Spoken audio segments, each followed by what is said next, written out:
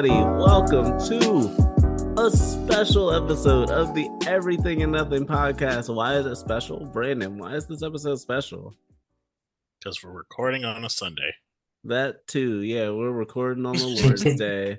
But that's not what I was thinking. I was thinking today is one of those very famous but very rare Dub Edition episodes. What is Dub Edition, you ask? That is an episode where it is only hosted by myself, Brandon, and Jalen. I got to go back to the old episode to figure out why Dub Edition is what we settled on, because I don't quite know. I know it's like Midnight Club 3 related, but I don't know how that necessarily ties to black people. Because we're black. Midnight. Okay, but Midnight. Oh yeah, I forgot. It was a racial motivation behind the name of this episode. Oh man, that doesn't help us. But I thought it was pretty funny. I mean, it is pretty funny, but man, starting these episodes is different. We haven't had this episode like this since season 1.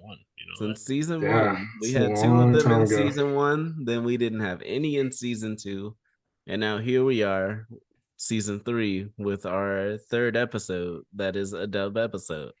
But I know you're probably wondering, if you haven't listened to this wonderful podcast, who are these people talking to me, gracing my ears with their beautiful voices, that of angels? Well, my name is Mike. Happy to have you here. And with me, I got 2 of my 3 wonderful best friends and wonderful co-hosts. If you look at the top right corner of the picture that you see, you will see my homie Brandon. Howdy. My name is Brandon. If you don't know me now, I'm always on my grind. And that's a logic quote. But yeah, I'm doing good. I'm in a good place, people. I'm in a good place. I have almost everything I want, really. And now I'm working on completing something else. So I think I'm actually pretty happy. I'm like at the point where I'm like, that's when I was like, people were always like, I love life. This is great. And a lot of my life, I was like, this fucking sucks. like, but you know, I'm pretty decently okay with my life right now. So, you know, I'm doing good. Welcome to Midnight Club. I'm sorry, Everything and Nothing Dub Edition 3. Which is the penultimate one, because that's what Midnight Club 3 Dub Edition was all about. So, this one has to be more important. And, it has to be more important. But yeah, you know, we good. We good. I'm done. You can pass it along. All right, I'll pass it along then. If you take a look in the bottom left corner of that picture that you see when you look at this wonderful podcast, you'll see my homie Jalen. Yeah, what's up, everybody? Thank you to all our listeners for coming back and rocking with us for another episode. Very excited about this Dub Edition 3 episode. It's been a long time, has already been stated.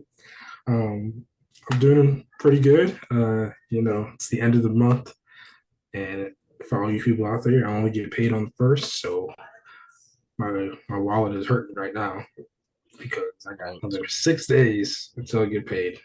It feels like it's been forever, but that's neither here nor there. In general, things are going pretty good, so I'm just ready to get into this episode. Let's get into this episode. Before we do, I want to go ahead and grace you with our social media platforms. You can find us on Instagram at _everything and nothing pod _ on Facebook at the same thing without the underscores, and on Twitter at EANN Show. That is EANDN Show. Or if you want to hit us up on our booming, bustling, overwhelming email, you can. Don't feel bad because it's overwhelming. We welcome all of the chaos there. You can hit us up there at everythingnothing@gmail.com. For the people who have been listening to this podcast over time but may not have heard my words earlier, if you take a look in the bottom right hand of that screen, you will see my homie Kyle, who is not here today. He is not with us. He's out getting that money, getting that moolah. He grinding hard too. Brandon ain't the only one. We out here doing it. He out here doing it, I guess. I'm not working. But yeah, with Kyle not being here, I wanted to open the show today by just giving Kyle his flowers because I don't know how often that happens here or in general. So why not add to however often that does happen? Um, I I don't know mean, what to be this looks like. honest, Hmm? whenever one person is gone, we usually just make fun of them. Yeah, So that's true. this will So be the this first time. yeah, this is a huge change of pace on that. But just to kind of model what I had in mind when I brought this to mind, I would like to go first. I met Kyle in I think 2015 when me, Ed, and Brandon lived together. I think Kyle came to visit once. And Brandon, I think this was when you were saying like, yeah, when Ed moves out, we should ask him to move in. And I'm like, all right, let me get to know this dude a little bit then. And he seemed pretty chill. There were a lot of things about Kyle at first that I just looked at him and I'm like, this is probably what I would have explained. If you tell me what a white person is through stereotypes, I think Kyle fit a lot of those at first. Like he was wearing like the button-up shirt tucked in. His hair was his hair. I couldn't describe that in detail. He had the glasses. He was talking about how like, yeah, I'm gonna be a teacher, and I'm like, yeah, I could see that for you. And he like really loved history. Um, and I just saw him. I was like, he seems like somebody that'd be really easy to live with because he seems like he just would not really be in the way. So then he moved in, and I found out he's a really, really fun dude. I really enjoyed like all of the times that we like spent together kicking it, or times that you be at work, Brandon, and it just be me and him there, and we vibe and we just talk. I remember we watched the 2016 election results together. I will never forget his face when Trump won Florida because the whole time he was saying if Trump wins Florida, this is over. And then they finally called the state, and like just his whole body language was one just fully shut down. And I remember laughing. But then I went in my room like, yo, we're fucked. Like we are fucked. But like then after you left Lansing, Brandon, it was just me and Kyle. We got our apartment together, and that's where I think we really found our vibe together. We got Alina, so we had a cat together. Um, and like, yeah, we like just not built our apartment, but like set up our apartment. We would have a lot of different times where we'd hang out with each other. I'd have somebody over and we'd kick it with Kyle, or Kyle would have somebody over and they'd kick it with me. um a lot of times that we go, I remember, I don't think you were Brandon, when we went to a tailgate with Josh and got really, really drunk. And at first Kyle was really, really sick coming back, but then he sobered up enough to be able to enjoy the rest of the night, and we were just kicking it. I still have some videos from that night. um, and that was a really good night. And now to think of like Kyle then to Kyle now, like the way he's opened up as a person, like not only to the world around him, but like within himself, and how he is seeking to explore more of himself, learn more about himself, and like where he fits into the world. I have a huge admiration for that. Like my love for Kyle grows just like his hair does. Um, his hair is so different. Yeah. um, but yeah, I Kyle is somebody that I know I can always have a deep conversation with. He's somebody that I know I can always learn from. He's someone that I can laugh with. He has one of the funniest laughs of people I've ever met, so much so that like it's almost impossible for Kyle to laugh and I'm not laughing too. Um, yeah, I can genuinely say that he is a friend that I love, that I hope is a fixture in my life for many, many years to come. Oh, Um, yeah, like I thought, like I remember when I first moved like out here to Arizona, I was like, man, is me and Kyle's relationship going to stand that test of time that has that added factor of distance? Like, or are we just gonna grow apart? How's this gonna go? But yeah, our lives constantly intersect, and now we have this podcast. And one of my favorite things about this podcast, not just for Kyle but for all of us, is like this is in a digital sense a cemented record of our friendship, and I love that. I love how we've grown along with the podcast, how we've gotten better with it. And just to see like how like Jalen, for example, I remember when we started, you were like really quiet. Like we get some words out of you, but not a whole lot. And now like I definitely feel like the second half of the second season or so, like you really like came into yourself on this show. Brandon, you've always been you. You're a very consistent person in who you are, and I love that about you. Um, and I don't know if I've changed a lot through this podcast either. I think I've been a very consistent I feel like my understanding of things has grown, but like the person that I exude for this audience, I don't know if that's changed much at all. Um, but yeah, even Kyle. Kyle has become a lot funnier. That's probably one of my most appreciative things about him on the show. I feel like I get a lot more laughs out of him instead of just his laugh. Uh and like I love how he shares his growth. I love how he shares random things like his macaroni sack. like oh, just the random humor he has. I love it. So this went from just a Kyle appreciation thing to like an all three of you appreciation thing, but I appreciate all of you greatly. But it's not about y'all. Right now it's about Kyle. So yeah, that's my take on Kyle, the man, the myth, the damn near hippie. I was going to say, if you keep talking, what are we supposed to say? I'm like, shit. I'm trying to take all the talking points so y'all could just be like, yeah, Mike covered it. I mean, I'll say, I equate to what Mike said, so I won't repeat all the things he said, but guy, you're my boy. I appreciate that you're unapologetically you, even when other people are like always not the same level. That you're always you, and I appreciate that. Um, yeah, I yeah, would it's say just good to. even Uh, that's something he like grew into because I remember for the longest time he did not want to be himself. So it's not that he was like apologetically himself, he just wouldn't give it because he didn't want to be abrasive to somebody.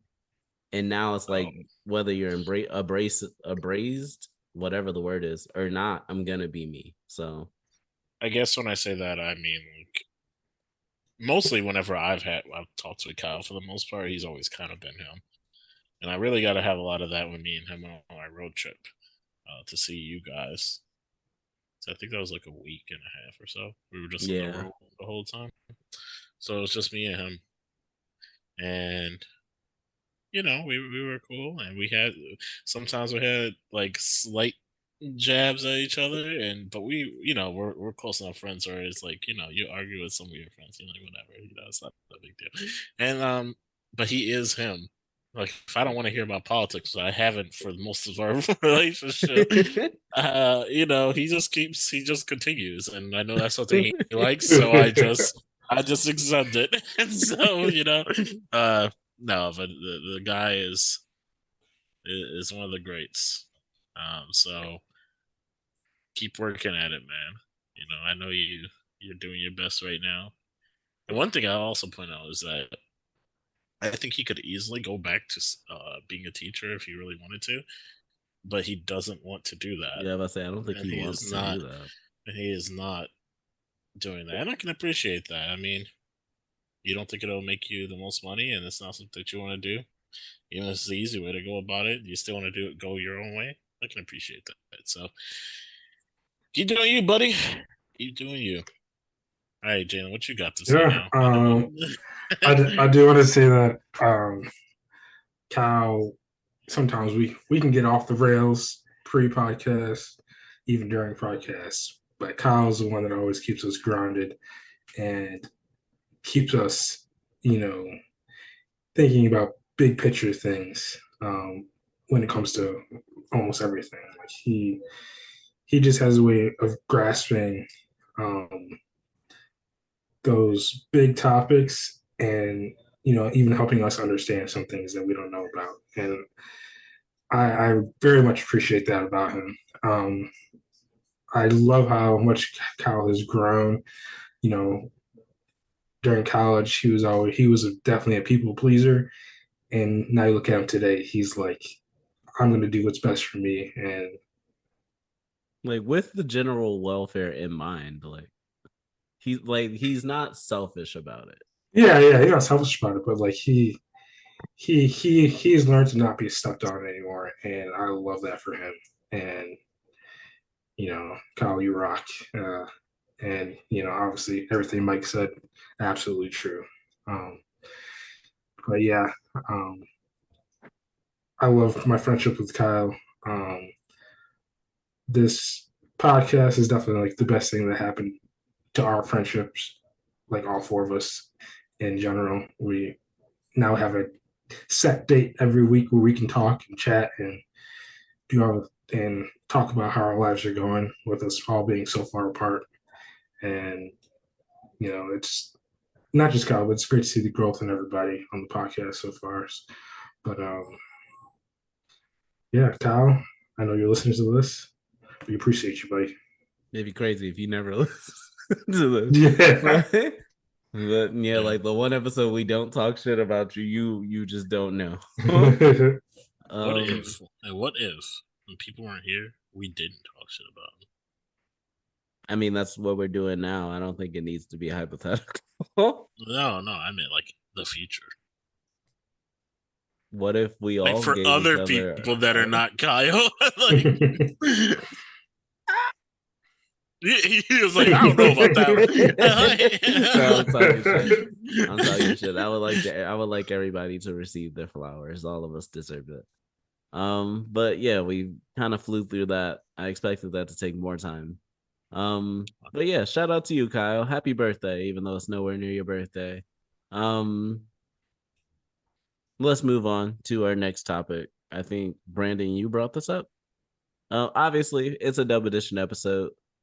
Based off of Midnight Club because we're all black because Brandon's racist and Brandon. How is it racist to point out what we are? Midnight. I'm not even that dark. Like Jalen ain't even that dark. Pretty dark. Yeah. They're pretty dark. I can believe you. Okay, I can believe Jalen not being that dark. But am I midnight, bro? Look at my skin. You don't have to be midnight. It's not about being. This is coffee brown. No, I'm not. That's not the coffee point. With creamer brown, bro. That's what how. Is that's midnight how. To you? I have a question for you guys. Actually, can black people be racist? I think we talked about this before, and I think we did. And I don't know if it was on a dub edition episode or not, but I do Definitely. feel like that's probably like the best platform to talk about. Oh wait, no, I don't know if we did talk about it, but it's on our Excel sheet. I think I put that as one of my questions. If we didn't cover it, I do believe that black people can be racist. Like, I guess that comes down to what the definition of racist is. I've always taken it as, in a sense, a majority of people of a race, be it white for the sake of this conversation, expressing a sense of superiority over people of another race solely on the premise of the fact that they are that race. That is the definition. But yeah, I do feel that black people can be racist. Like, for example, my stepmom and like how she used to like say things like, yeah, you better not ever bring a white woman into my home, blah, blah. Glad to see she's grown in that regard, because when she said that, I'm like, now I kind of want to, just because you said that. Like, but like she'd say that and then turn around and be like, but I'm not racist. And I'm like, I feel like the attitudes you have toward white people, like white people are not good enough to be in your home, is an attitude that could be considered racism. Maybe it's prejudice. There is a difference, but I do think it's possible, though I don't think that it is a super common thing, because like when you think of it in like the full on dynamics of race, black people have been oppressed for so long, and in some ways black people, at least in the United States, maybe in other places around the world too that I can't necessarily speak for, they are still facing forms of oppression, even if it's not as overt as it used to be. So it's kind of hard to be like, you're holding me back, and I have a hatred for you toward that, and say that that is racism, because I feel like a lot of the attitudes come from that place of oppression. And when it comes from that place of oppression, it's probably not racist because you're not looking at it as a superiority. You're looking at it as more like a reaction to what's been. Yeah, and that's why I think I don't think Black people can actually be racist, because like just thinking my race is superior than another race. I think you hit it on the head with because of the oppression of Black people. Our thoughts on other races are not because we think Black people think they're better. That's because of things that those races have done to Black people, um, that can make Black people like not like a certain race or certain culture. Now, 100% of Black people could be prejudiced like all day, every day. Every race could be prejudiced. Mm-hmm. But as far as like the actually racist, I don't think the Black people can be. Brandon, where do you stand on this? I don't know. I don't get that too complicated in like the difference between racist and prejudice. What I really just mean is they can be. I guess I just mean they can be prejudiced. As far as if they can be racist, I don't. Like, I don't really usually concern myself with that kind of thing because I don't hate a whole group of people. I guess I don't like Nazis. Like those people fucking suck. I mean, that's not a race. Like, That's not a race, though. I say group of people. Oh, yeah. I don't hate a group of people, besides Nazis. Yeah, but everyone hates them. Like, I guess, Or at least they should. I guess except for Nazis, like they're pretty cool with themselves. Like, but yeah, I mean, I I don't think know. we I don't had really an understand. episode called "No One Likes Nazis" or something like that. I think so. This is like a good thing. I don't know. Yeah. I just never really understood the idea of racism in general because it's like, It's bitch, never been I something that didn't makes do. sense to me. It doesn't because it's like, bitch, this ain't a video game. I didn't create a character. Like I just came out like this, like I just came out like this. Like you gonna be mad at me because I came out like this? That's crazy. Like, well, racism is like it's a taught thing. So, and we've definitely had this conversation before, in which the purpose of racism was to devalue a specific type of human so that it made themselves feel better about what they were doing to those people. Yeah. But we can go to our actual topics. Yeah, we can get on to the actual one. Brandon, you asked us prior to starting the pod about the evolution of parents whooping their kids. For people wondering what whooping is, because I've encountered recently somebody who's never heard that term. And I'm like, I don't want to say, yeah, like they never heard it. And I'm like, it's hard to explain this because I don't want to say like it's when you beat your kids. So like, I'm like, I don't want to say that. So I was like, it's when you discipline your kids, but even that is vague because putting a child on punishment is disciplining your kids. So it's like I'm like, it's when you physically discipline your kids. But just like the evolution of that and how what was once very commonplace and very much acceptable is now more of a taboo and taken more on a case-by-case basis. Jalen, I'd actually like to start with where you come from with just a definition based on Texas law of what is considered the line in that. So I'll start with this saying every state has a little bit different set of rules. In the state of Texas, you are allowed to spank or physically discipline your child. Now, where the line is that one, if you're leaving any sort of mark or bruise, that is crossing the line. Okay, that's kind Um, of how I've always taken it. yeah. And then two, if you're hitting or spanking your child on a vital body part, such as the head or stomach, that's crossing the line. Okay. Is Yeah, there who any out here mention? doing that? You'd be Some people surprised. slap their kids. My granddad used Some to people do. smack me in the back of the head all the time, and I'd always be like, "I'm losing my brain cells. You want me to be stupid?" Like there was like a whole thing there for me. But yeah, that's how I've always defined it too, in terms of like marks and bruises and like where you're hitting. Um, I'm in like a bit of a gray area because like on one end I know that spanking's a better word for it, I guess. Spanking your kids, it doesn't teach them anything. The only time where it's like I know for a fact that's probably how I'm gonna handle something is in a situation where it's like I need to get this point across to you right now. Like there are things you cannot do for your own safety. You cannot do this. And I need something that get I can't just tell you like, "Hey, Johnny, remember, don't run in the street." Like I don't there's some things where it's like if we can't get this through now, I'm taking chances with your life by just hoping that you hear me the first time and you just get it. Um, but other than that, like I don't really know what would constitute me spanking my child because like I feel like a lot of like in my upbringing, a lot of spankings that I got were based more on emotion than logic. So like for example, there was a time I cussed out my brother in front of my granny, and my granddad had like this whole episode where I got in trouble and got whooped for that.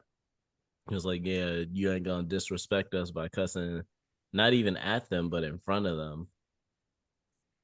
And it didn't really change that behavior per se. I would still cuss out my brother, but it's like now I know not to do that in your face. So like the behavior never actually changed, just where I did it changed. And I think that's what happens in a lot of cases. Like my little brother got whooped for setting paper on on fire in the basement. Um, then after that, he just stopped doing it in the house, but he was still burning paper in places. Like the behaviors don't change. It just won't happen in front of you anymore. So I don't think it's necessarily the most effective strategy because it's not teaching anything. It's just all it's doing is telling me to fear you, and if I'm gonna do my bad, I'm gonna just do my bad somewhere where you won't see it. I think it's different for other people, and that's an interesting way to look at it. I don't know. For me, like, growing up, I was kind of like, yeah, whoopings hurt.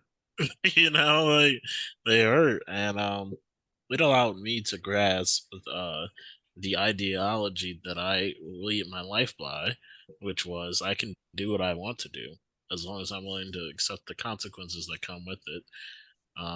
So if I did bad stuff, the consequences were I was gonna get a whooping for it, and I didn't want that. I wasn't willing to accept those consequences. So at a pretty early age, I was like, "Well, I'm gonna stop doing bad stuff," and the whooping stopped. And I was like, "Wow, that's crazy, cause and effect." Like, so and I understood that. My other brothers, they didn't understand that concept, so they continued to get whoopings for a while. I don't know. I don't think that I think there's an idea of discipline, you know. I think I see far too many times where,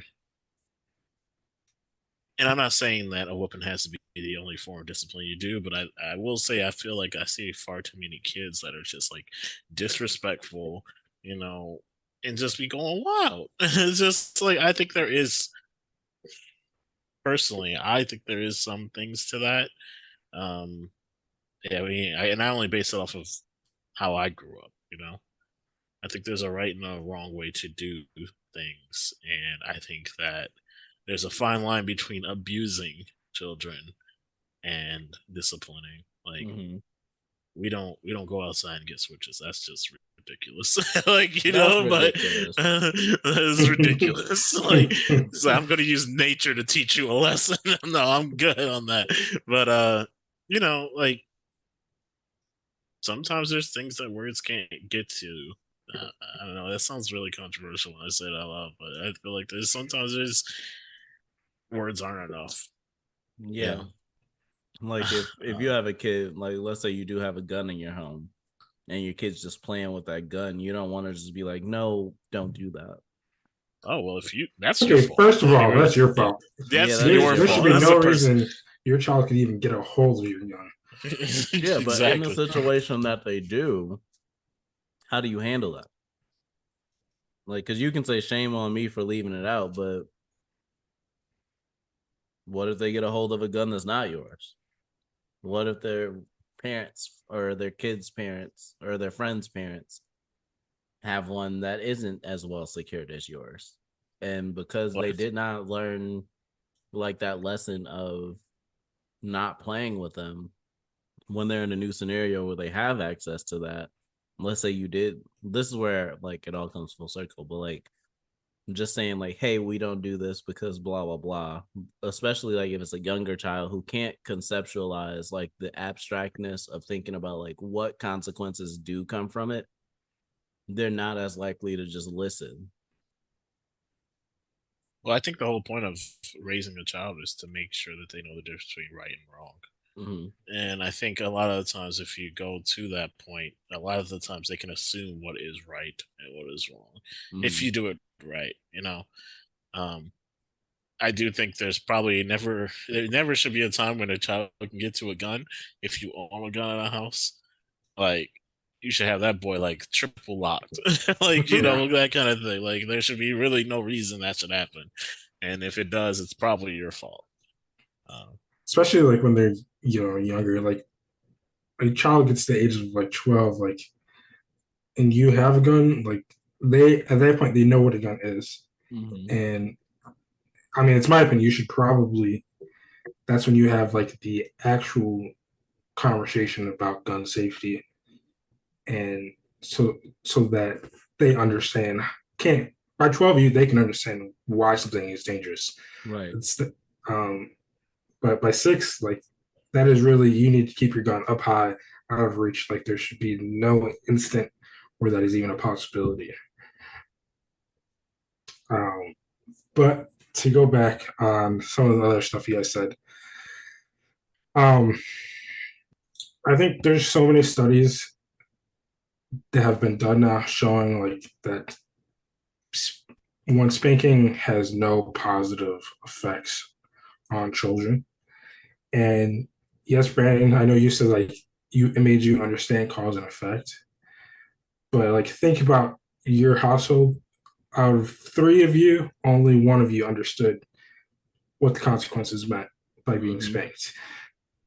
And that's not going to raise a full society of um, people that understand consequences. Um, and now, to your point on with children that you see that are like running around wild, crazy, I don't think it's lack of physical discipline that is causing that. What is causing that is lack of attention, lack of getting those children's energy out, lack of mental stimulation for those children. Um, and a lot of the times, those are parents that are unfortunately in society just trying to survive and get by to take care of their children. They don't have time to do those extra things to mentally and physically care for their children, make sure their children are playing and getting their energy out. And so you bring them out to the store, they're going to act up because they're just a big ball of energy and they don't know what to do with it. And even if you spank those children, they're not going to learn that they're not going to be able to regulate their feelings still. They just know that mommy spanked me or daddy spanked me. Yeah, I remember I had my stepmom used to work for Child Protective Services, and my dad had whooped me for something I don't remember. And like afterward, I was talking with her, And she was like, yeah, how does it make you feel when he does that? I was like, I truly feel like he hates me. Like, and I'm like, the only thing he wants to do is like hurt me. And then it's like, yes, I did this thing. Was it good? No, I can admit that. But to hurt me the way that you hurt me. And then I didn't even realize this part when I was younger. I kind of realized it when I was older. Like he'd whoop us and then be like, I love you, come give me a hug. Like that just was so much That's so mental and confusing. That's mental. yeah, That is, it was so much mental and physical turmoil at the same time. And like the physical part, I'm pretty sure he understood because like he knew what he was doing. But like the mental part, like I don't know if he knew how that was like really messing with my brain. Because like on one end, I'm like, no, you don't. And then like I remember one time I got whooped and he was like, come give me a hug, I love you. And I didn't want to because I was like just too scared to get close to him. Then I got yelled at and he's like, come hug me. And I'm like, there's something wrong with this. yeah. I was like, You, you're teaching your children that I communicate my love through pain by doing that. And that is not healthy at yeah, no. all. And like me and my dad have had many a conversation about that. Like it took me going to college to one, be by myself to actually understand what was going on in my head. And two, excuse me, to form the confidence to have these conversations and be critical of ways like practices of like my upbringing that I'm like, yo, I feel like you did this very wrong. And like I have a younger brother who's now, how old is Amir? Now he is 17, about to be 18. And we had these conversations back when he was like really young, probably more when he was like 6, 7. I'm like, hey, these are all the places that you went wrong with me, and let me tell you how those affect me like to this day. And like one of those things is like it took me going to college and being completely away from you to feel safe enough to even have this conversation. And that should not be a thing. You know, like when I picture my life with kids, I want them to be able to talk to me about what's going right in their life, what's going wrong in their life, and to even be able to tell me where they feel like I'm doing wrong so we can have a dialogue about that. And either I explain to them why something is the way it is, or I can admit to them, I never really thought of it like that. I'm sorry, man. That's something I can change. But until I was like 18, 19 years old, I did not feel comfortable having that conversation with my dad. And another big piece of that was, once again, that disciplining that comes more from emotion than it does from logic. If you told, like when I grew up, whenever you told your parents anything that wasn't what, like that was in contradiction to what they said, it's automatically disrespect. Um, and I've always hated that because it's like, yeah, this should be this way because blah blah blah. And then if I ever say like, well, the way I think about it, I don't think it should necessarily be completely like that because this, that, and the other. Like, oh, so you disrespected me now. And it's like, bro, since it's always felt wrong to me to be accused of disrespect simply because I have a different opinion. Um, and that happened a lot in my house. So that's what Mhm. led me to that point where it's like I need to be away from you and independent of you before I can ever tell you my opinion of anything. And that does cause like problems, because it does make your child to even feel unsafe to communicate with you. Mm-hmm. And it does, going back to I think something Mike said earlier, your child can end up acting like perfect in front of their parents, but then when they get into the real world, they don't know how to regulate their emotions. They don't know how to communicate with people. They don't. Um, they don't understand. They don't. They still don't understand consequences outside of the real world. Just what my parents have inside of this home, and can end up leads to some dangerous situations for some kids as they get older. I think that it shouldn't be used as a first thing, you know.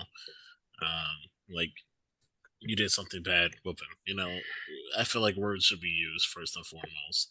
I think like that kind of thing, like a whooping, like that should be used as like, hey, this is like really serious, and I really playing you just so you don't do this again. Like this is like you need to understand that this is like very much a problem that you did this or something like And I think that is the only time like as spanking a child would actually like have some kind of benefit, kind of like Mike was saying earlier with running across the street.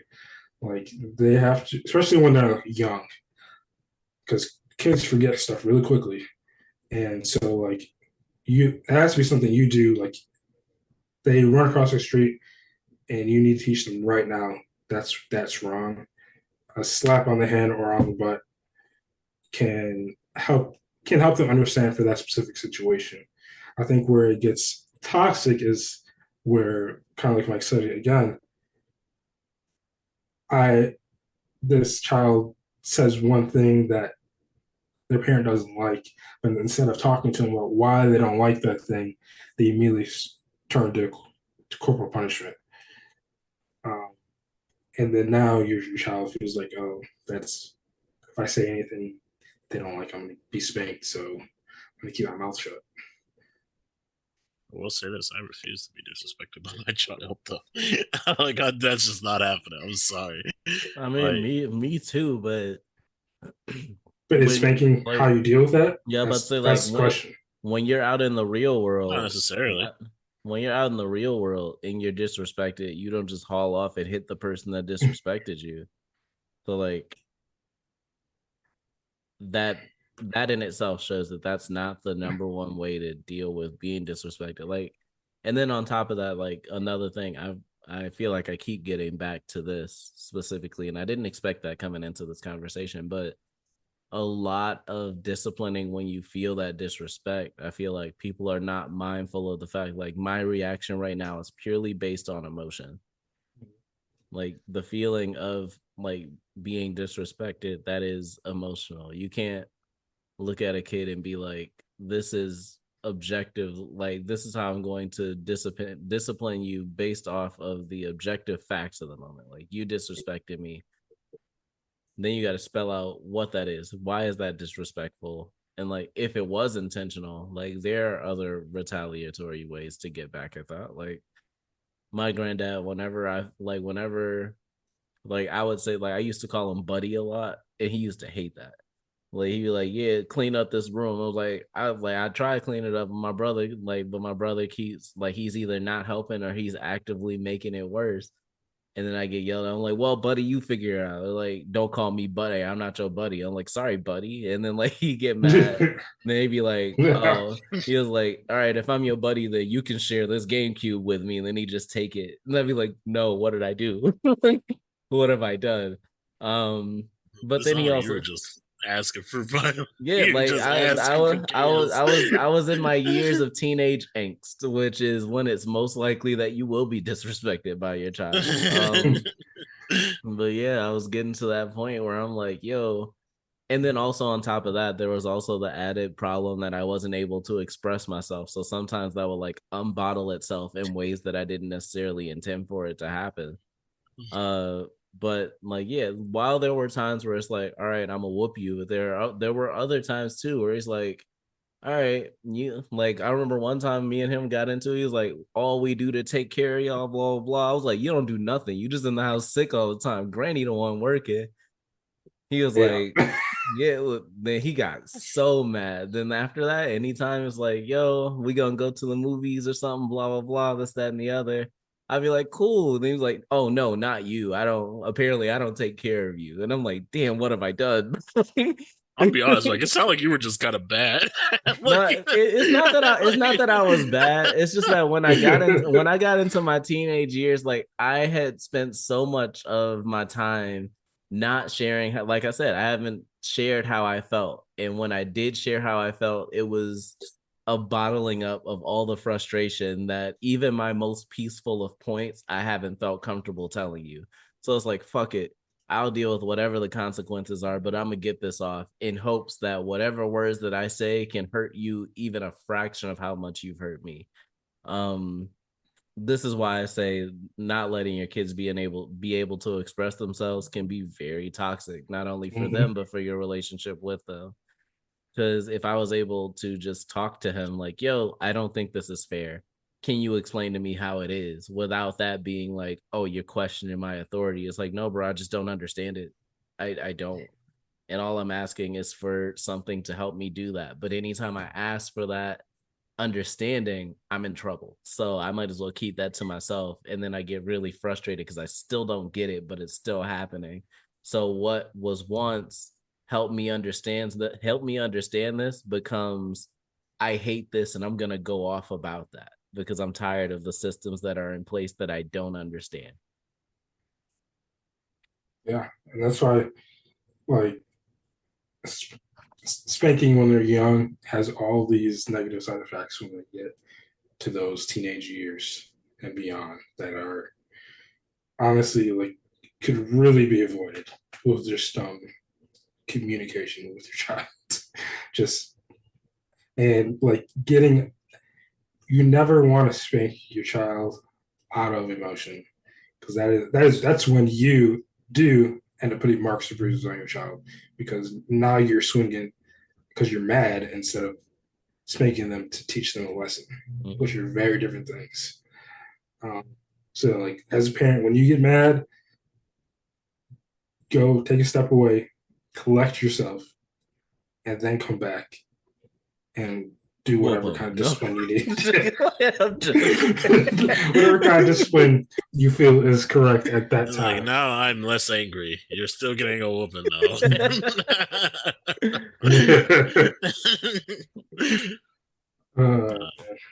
Man, I remember one time. This is when like me and Mike lived in the same complex, and my granny was like sleeping because she worked midnight, so she'd sleep during the day. My little brother left out to go to Mike's, and then I literally just went to go get him. And then that ended up being like this whole side rail adventure.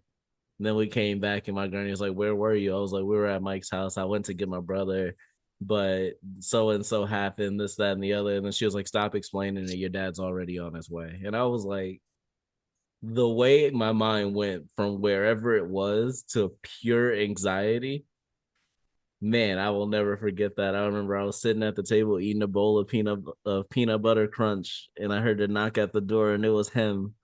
And then he came in, and I'm like, "Oh, hey!" And then I went back to the table, and like he just sat at the table with me, and he was just staring at me. He was like, "Go ahead, finish your cereal," and I'm like. I'm over here crying into the bowl, like, bro, I just went to go get him. I was like, this don't even gotta be this way. Oh my god. The waiting is the most anxious part. It's the most anxious part. And look, I'm gonna tell you right now, there was one time when Micah and Josh did something stupid and they were about to get a whooping. You know, I had already cracked the formula at this point. So I had already did the calculations, devised a strategy, and implemented that strategy. And I was no longer getting whoopings at this point. But they did that. And I was like, in the house, though, we had like a kind of rule almost that, like, if someone was getting a whooping and you laughed, you get a whooping too. So I'm just like, I hear, like, I'm outside, the door's closed, and I hear scaring. I don't know why that made me laugh a little bit, but just like, you're like, ah! You're like,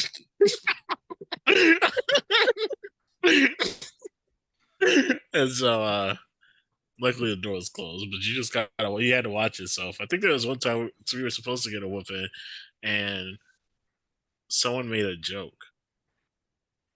The fuck? Are you trying to remember the joke? Or? No. What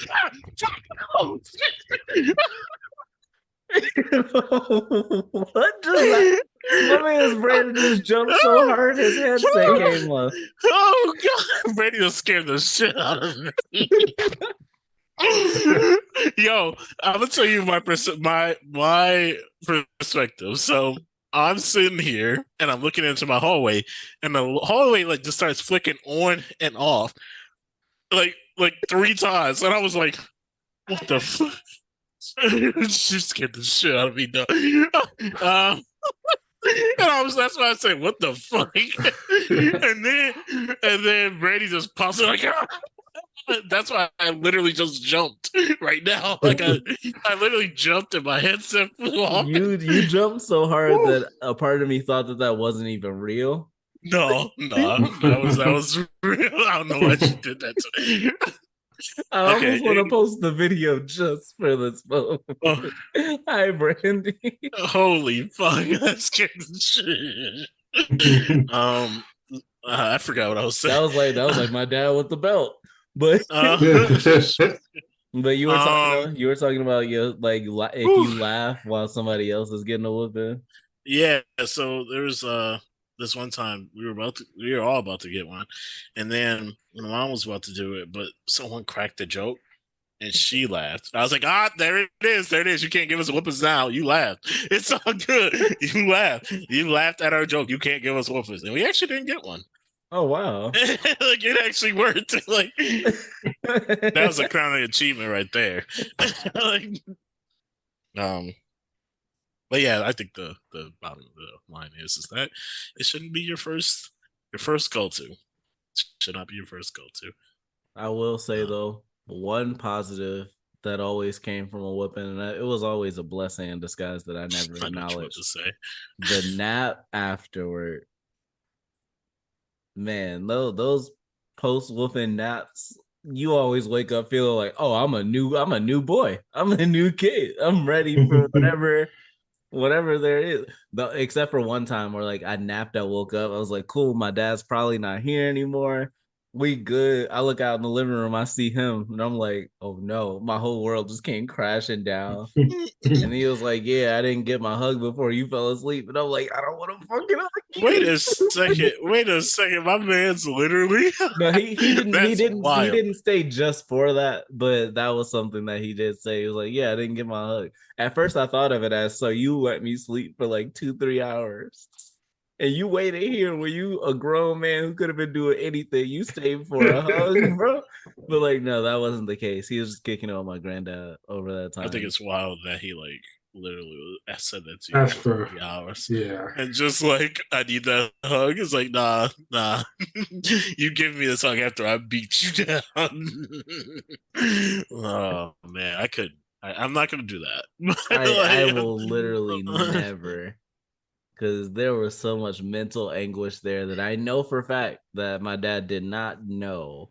Like, I know that wasn't his intention. I know that from his perspective, he's like, I think what happened was he heard back from my conversation with my stepmom about how I felt like he hated me. And I thought that was his, or at least I think that was his way of assuring me that huh? That's his way to try to offset. Yeah, like, I don't want you to think I hate you when I do this. This is why I give you these hugs after, so you know I don't hate you. And I'm like, bro, you're giving me Stockholm syndrome. You don't even know it. Like,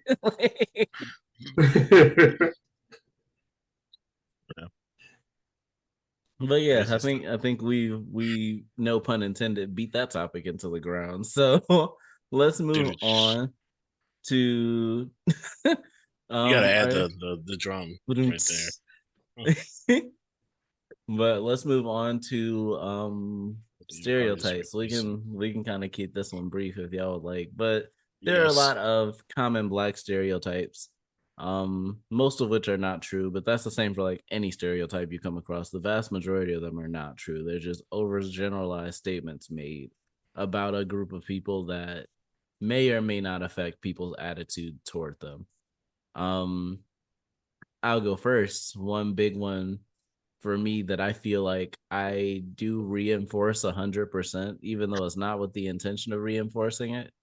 The whole Black people love fried chicken. I found this wing place on Friday that a friend put me on to. And if you walked into that establishment and you saw me with my plate of 15 wings and how I was absolutely destroying them, and you're not a Black person, you will probably look at me and be like, oh, wow, so it is true, because I was going so crazy on those wings. But with that being said, I would like to, and like the point, I don't even know what the point of that stereotype is. Any food related one, I don't necessarily get, because I feel like the point of one point of stereotypes is to kind of simplify what is the complexity of diversity And when you can the more people you can put into a group, the easier it is to kind of understand that group. And I think stereotypes are shortcuts used to understanding a whole group of people. But if something bad happens in my life and some random person who doesn't know me, like, yeah, I'm sorry that happened to you. I know you like fried chicken because you're black, so I brought you some fried chicken. I'm gonna eat the chicken, but I'm gonna be very offended that that's why they got chicken.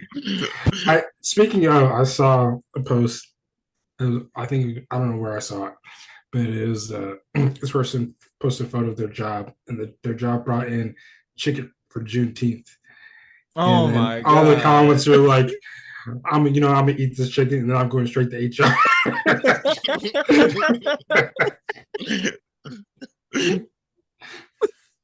No, because that's really how that's going down. I just don't understand like some of the choices. Like, come on now, like common sense would tell you maybe don't do that. Like, maybe don't do that. Maybe just give us the day off for Juneteenth instead of bringing us chicken to work. We got the day off of Juneteenth, but the cost of getting that day off, which nobody bargained for this. We didn't have a discussion. But the cost of having Juneteenth off is now we don't have the full week off of Christmas anymore. And for me, I'm like, honestly, I probably would have rather the week off than Juneteenth off because, like, I'm glad we're acknowledging this. I'm glad that we're treating this as the important day that we should be, but at the cost of 5 days off for one, I don't think there are many people who would have complained had we kept our week of Christmas. And so that's kind of actually not exactly, but something I've been wanting to bring to the podcast for a little bit is that, before like 4 or 5 years ago, like most people in the United States never heard of Juneteenth. Mm-hmm. And I feel like the only reason that it became a holiday was because they wanted to try to appease Black people and to stop protesting after George Floyd. Yeah. And after realizing that, like, the whole holiday kind of like doesn't sit right with me. Is like they really just try to silence us by giving really mostly white people a day off of work.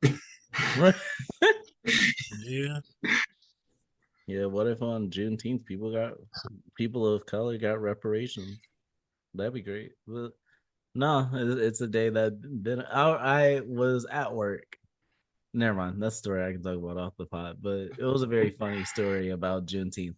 But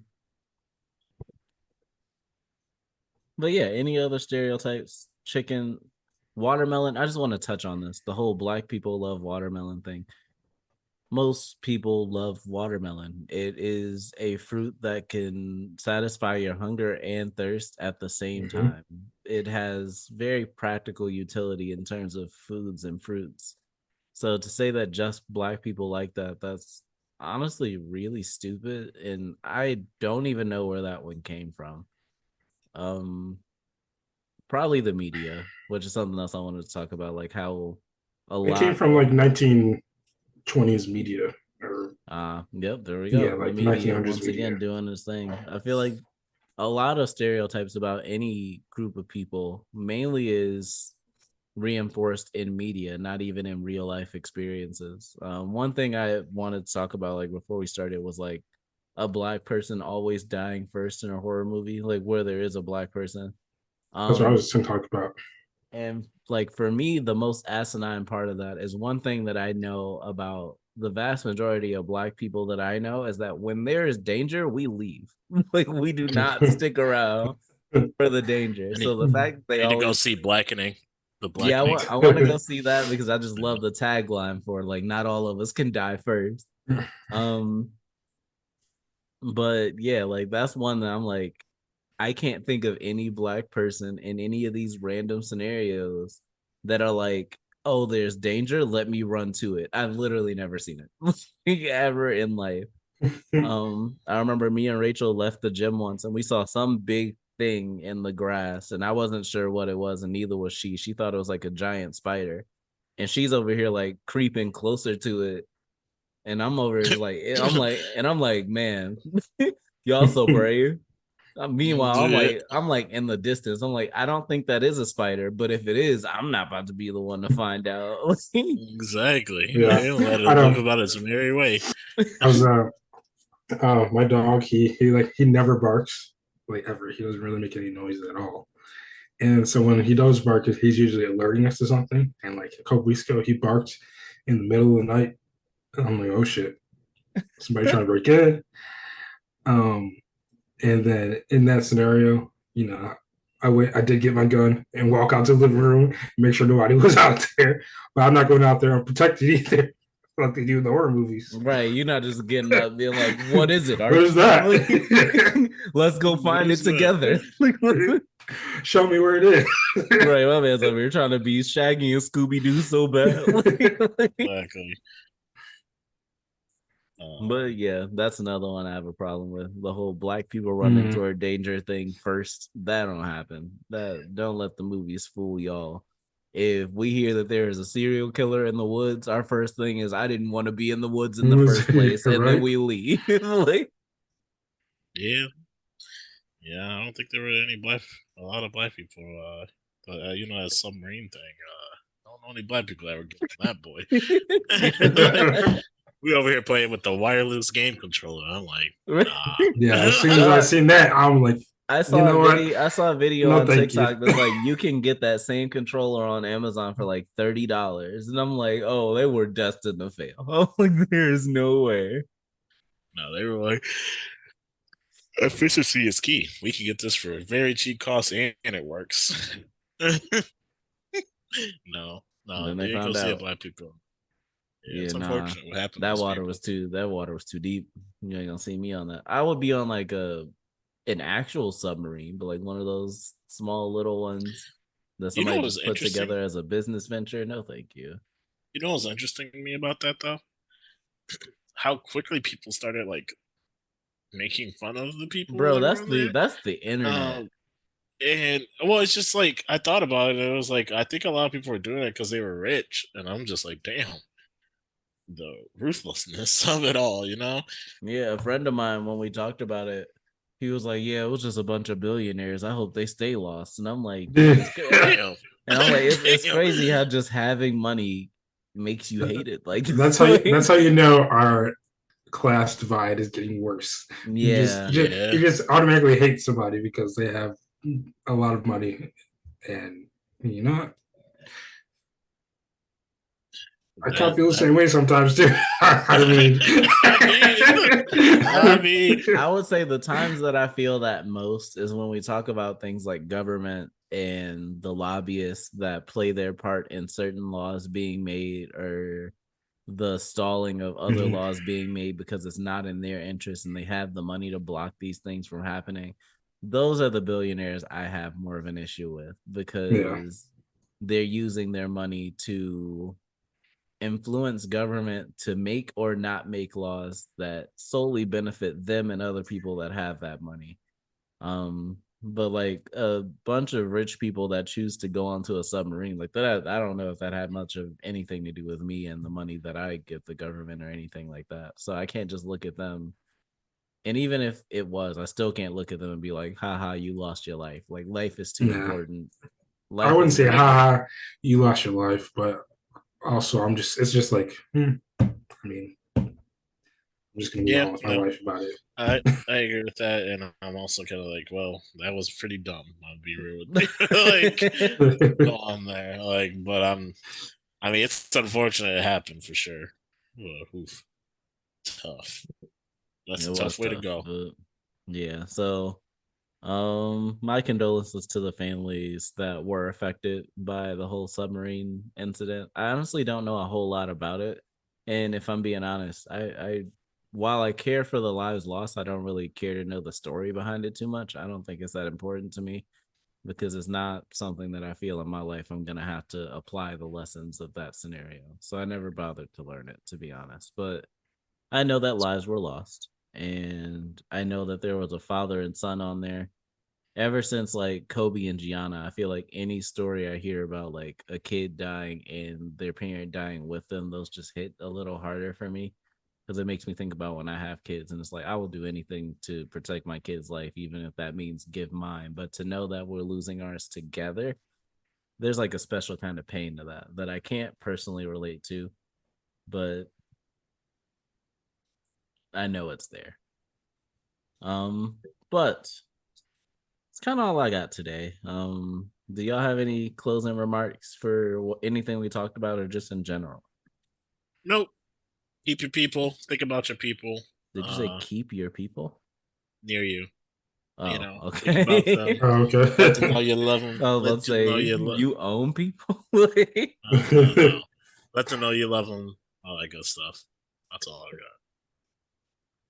Keep them in your back and proud too. It applies to the people that obviously it applies to. What do I have to say? As far as stereotypes go, most of them don't really have any truth or validity to them, and there's an ulterior motive or agenda behind why they exist. So just think for yourself, people. Man, that's a huge one. Think for yourself. I like that a lot. And for me, I'm just going to say, whether you're Black, Asian, Mexican, Canadian, which doesn't necessarily apply because that's nationality, but still, whatever you are, be proud, not because you belong to that group, just be proud of the person you are and what you contribute to the world. There is no sense of superiority. We all die the same way. Well, we don't die the same way, but we all die. And as of now, we all live. And there should be more of a sense of collaboration and cohabitation in this thing. And it's crazy that we are all humans and find ways to divide that. That's kind of all I got for today. So if you enjoyed this podcast and the things we talked about, let us know. If you didn't, let us know. If you got other ideas for future Dub Edition episodes or any other episode, feel free to hit us up on our social media. You can find us on Instagram at _everything and nothing pod _ You can find us on Facebook at the same thing without the underscores. You can find us on Twitter at E&N Show. That is EANDN Show. Or you get our booming, bustling, overwhelming email that you should never feel bad about adding to, because it's not that overwhelming. You can find us at everythingnothing_show@gmail.com. So we are going to go ahead and get to wrapping this episode up. Boys, I enjoyed yet another Dub Edition episode with you guys. And to the listener, I hope that you enjoyed this, and I hope that you return next week when Kyle will return and we will have a fully strong podcast again. But until that day, I'm going to go ahead and get these drums going. And I'm going to thank you once again for tuning into the Everything and Nothing podcast starring your boys. My name's Mike. You got Brandon, you got Kyle, you got Jalen, but Kyle's not here, and that's okay. We hope you enjoyed this Dub Edition episode of the podcast. Brandon, do me a favor, please. What up? Play me out.